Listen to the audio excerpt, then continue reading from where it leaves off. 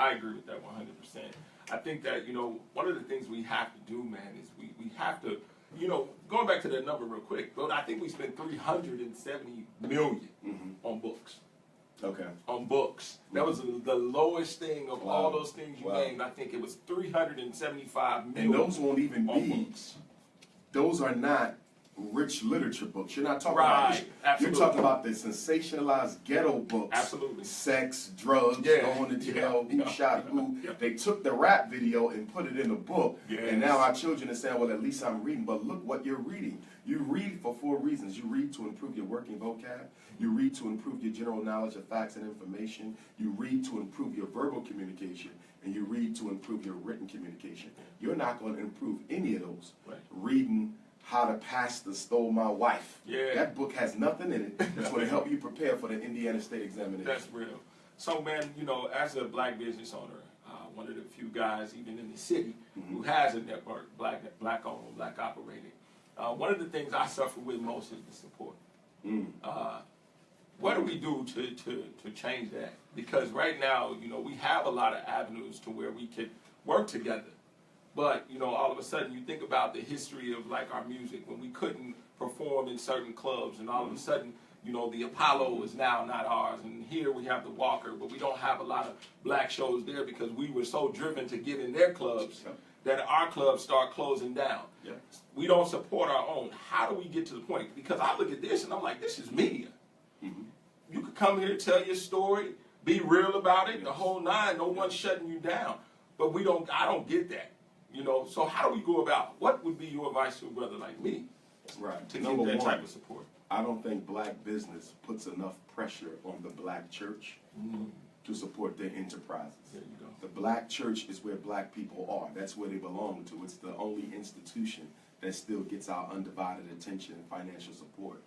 I don't see the black business community in any city that I travel to, and I've been to just about every major, I don't see the black business community sitting down and demanding that the church be accountable to black businesses, because the church is a business itself. Absolutely. So we're not saying that you have to hurt your own economic agenda to support ours. We're simply saying circulate that dollar a few times before it comes to church, or circulate that dollar a few times after it leaves the church. I also think black businesses need to sit down with church and get an accounting of who are their vendors. Who's providing the church with its services? Who's your travel agent? Who's doing your transportation? Who's your security? Who's cleaning your windows? You understand? Churches contract on average with about 12 different vendors. Are any of them black? You're a black church, but you're not putting nobody to work. And that's my biggest criticism of black church. Not religion, politics and economics. If you're bringing in $3 million a year, $10 million a year, $20 million a year, you don't put a single black person to work. So all this money is going into a white bank where they're going to put it to work. They're going to take our white Jesus money and they're going to gentrify us out of our own neighborhood with our white Jesus money. The least you can do is be putting some folks to work. The other thing, I think black business needs to organize with itself better. Every black business is an island.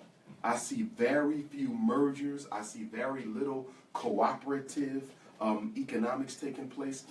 I feel that all black businesses in every city, once a month, if not weekly, should have a Black Wall Street event where all black people in your city know where they can come once a week or once a month and support all the black businesses at the same time. We got to understand something. 75% of our children are being raised by single-parent black mothers.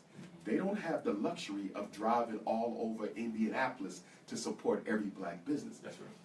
The essence of business is convenience. So bring all the businesses together under the roof of a church, under the roof of a coliseum, and let everybody buy black. Make it easy for black folks, because we're not a loyal people. Okay? So you got to make it easy for us to come under the same roof at the same time and buy black. So it needs to be organized. Number 2, black businesses need to do better with their customer service. That's real. Okay? How often do you get a birthday card from your black business? Is there a phone number or an email you can call if something was wrong with the service or the product? How often do we reach out and say Happy New Year's? We shop with white folks because even though they can't stand your guts, they make you feel good about spending your money with them. They have frequent shopper cards. How many black businesses have a frequent shopper card? If you want to attract the black dollar, you just can't open up shop and say, I'm black, come support me. Right. To the opposite, you actually have to market your product better because black people still believe the white man's ice is colder. Oh. And the other thing, black businesses need to do better with their market research. Okay. You just don't open up a shop and say because I'm black it's going to thrive. That's real. If you compete with 10 white businesses or Arabs or Latinos or whatever the case may be, you may not be successful because although you're the only black person, you have other people selling the same product, okay, and they're probably selling it for less than what you can sell it for because they have those relationships that allow them to do that. So we don't do enough market research. We don't see who else is competing with us, who else is in the area. We just open it up because that's where we want it to be. Yeah.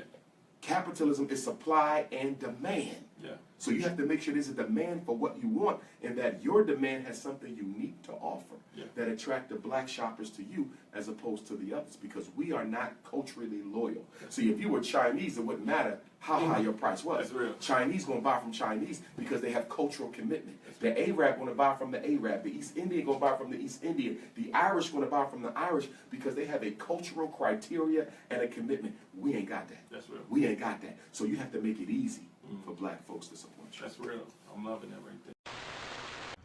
You all are full of shit. Forgive my language, but you're full of shit. You ain't got nothing to do with Jesus. How in the hell you collect $14 million every Sunday?